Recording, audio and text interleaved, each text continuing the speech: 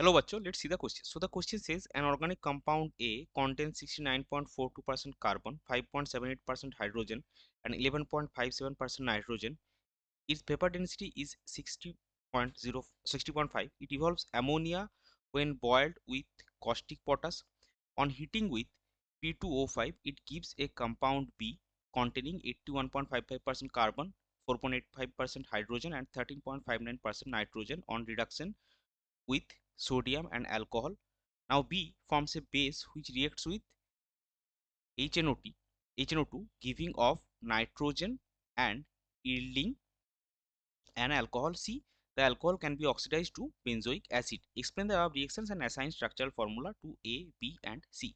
So अभी देखिए question आपको बहुत ही बड़ा लग रहा है, तो यहाँ पे एक चीज आप कर सकते हैं कि आप जो मास परसेंटेज गिवन है कंपोनेंट्स एलिमेंट्स का, उससे आप कैलकुलेशन कर सकते हैं, जो आपके कॉम्पिटिटिव एग्जाम के पॉइंट ऑफ व्यू से बहुत ही लेंथी प्रोसेस बन जाएगा। तो हमको क्या करना है, हमको बस हम क्या करेंगे, हमारा वे ऑफ सॉल्विंग क्या होगा कि हम पूरा एक्सप्लेन करेंगे रिएक्शन को, रिएक्शन वाइज देखेंगे, हम ये परसेंटेज वाइज नहीं जाएंगे, फिर लास्ट में हमारा ए सही आया कि नहीं वो हम उसका वेपर डेंसिटी गिवन है उससे मॉलिक्यूलर मास कैलकुलेट करके निकाल सकते हैं। तो चलिए सबसे पहले देखते हैं इस क्वेश्चन का की कॉन्सेप्ट क्या है। इसका की कॉन्सेप्ट है chemical reactions of amides and एमिन्स। अभी देखिए जो सीक्वेंस हमको गिवन है वो हम सबसे पहले लिखते हैं। तो ए हमारा एक कंपाउंड है, ये क्या करेगा, ये P2O5 के साथ रिएक्शन करके बी बनाएगा, और KOH के साथ रिएक्शन करके ये क्या करता है, ये NH3 गैस इवॉल्व करता है। बी क्या है, बी का प्रॉपर्टी हमको गिवन है, बी हमारा बेस है, और बी क्या करता है, HNO2 के साथ रिएक्शन करके अल्कोहल बनाता है, इसके साथ साथ नाइट्रोजन गैस इवॉल्व करता है, और ये जो अल्कोहल है ये ऑक्सीडाइज होके बेंजोइक एसिड बनाता है। अल्कोहल जो हमारा है वो सी है। तो अभी इससे हम एक्सप्लेन करेंगे कि ए बी सी हमारा पॉसिबल कैसे। तो ए तो सी तो हमारा अल्कोहल है, उसके लिए कोई इशू नहीं है, लेकिन ए जो है ये क्या करता है, NH3 गैस इवॉल्व करता है, and this particular reaction this suggests that A, sorry एक चीज यहाँ पे थोड़ा गलत हो गया,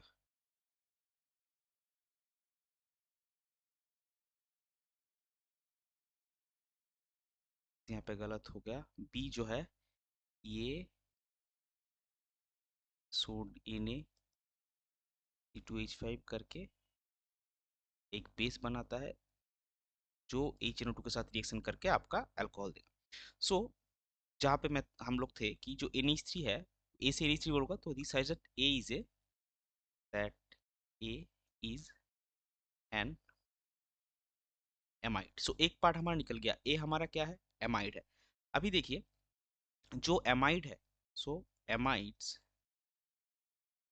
upon reacting with P2O5 produces nitriles, that is cyanide। B आपका क्या बना, therefore B is a cyanide। अभी देखिए जो बेस B से बनता है वो HNO2 के साथ रिएक्शन करके अल्कोहल देता है। तो यहाँ पे भी एक पॉइंट हमको याद रखना है, ओनली प्राइमरी, अच्छा सॉरी, सायानाइड्स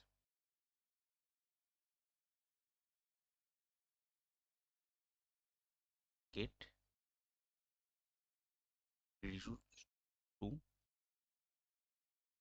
amines, और ओनली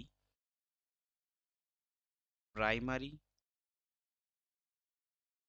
amines upon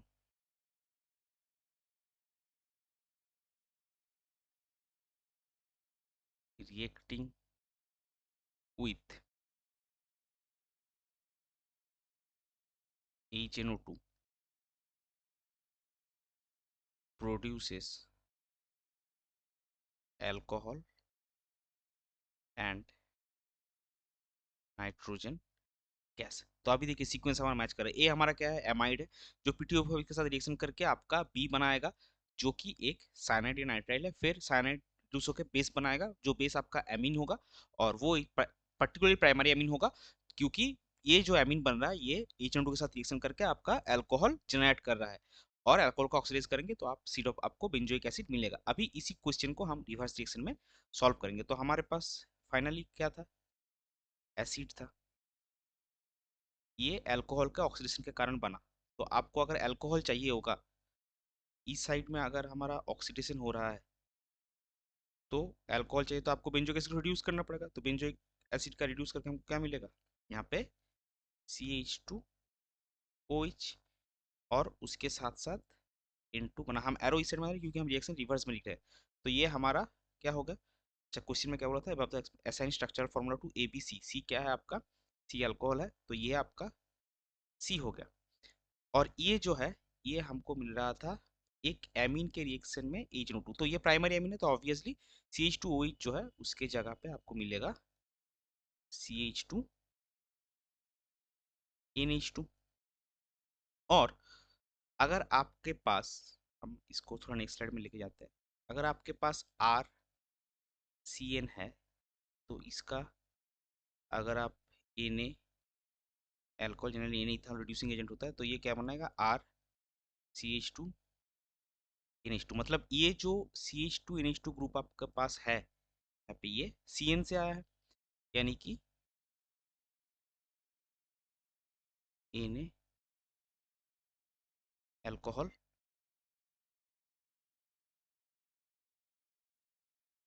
तो यहाँ पे आपको CN मिलेगा, ये हो जाएगा आपका P। और जो एमाइड और साइनाइड का रिएक्शन है, आप अगर RCONH2 लेंगे और ये P2O5 अगर आप दे रहे हैं इसमें, तो ये आपका बनाएगा RCN। सो ये जो CN आया है, ये कहाँ से आया है, ये C2, सॉरी CONH2 से आया है। यहाँ पे CONH2 आपका आएगा। तो ये हमारा ए का प्रोबेबल स्ट्रक्चर। तो रिएक्शन से हमने एक्सप्लेन कर दिया। अभी ए का स्ट्रक्चर सही आया कि नहीं वो एक बार हम चेक कर लें, क्योंकि हमारे पास ए का वेपर डेंसिटी गिवन है। सो vapour density of A is 60.5, therefore molecular weight क्या आता है, वेपर डेंसिटी का डबल, सो 2 इंटू 60.5 यानी कि 121। अभी ए का जो हमारा पॉसिबल स्ट्रक्चर हमने रिएक्शन के मदद से निकाला वो क्या है, बेंजीन है। तो इसको आप स्ट्रक्चरल फॉर्म में डालिए, क्या आएगा, C6H5CO NH2, यानी कि आपका C7H7NO आता है। तो अगर आप इसका एम निकालेंगे, मॉलिक्यूलर वेट अगर आप इसका निकालना चाहे, तो एम क्या आएगा, C7 यानी कि 7 इंटू 7 कार्बन यानी कि 7 इंटू 12, प्लस 7 हाइड्रोजन के लिए 7, नाइट्रोजन के लिए 14, और हाइड्रोजन के लिए 16, यानी कि आपको आएगा 84 plus 7 plus 14 plus 16, that is 121। ये हमारा जो स्ट्रक्चर निकला है उसका मॉलिक्यूलर वेट निकला है, और जो एक कंपाउंड का मॉलिक्यूलर वेट क्वेश्चन में गिवन है वो भी 121 है। सो ये दोनों सेम है, यानी कि हमारा जो स्ट्रक्चर ए का निकला है वो सही है। तो फाइनल आंसर के लिए हम ए, बी और सी का स्ट्रक्चर लिख लेंगे।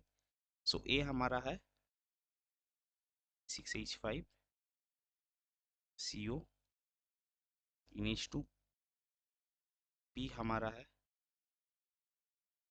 6H5, CN, और C हमारा है CH2, OH। और ये हो जाएगा आपका क्वेश्चन का final answer. I hope you understood it well. Best of luck. Thank you.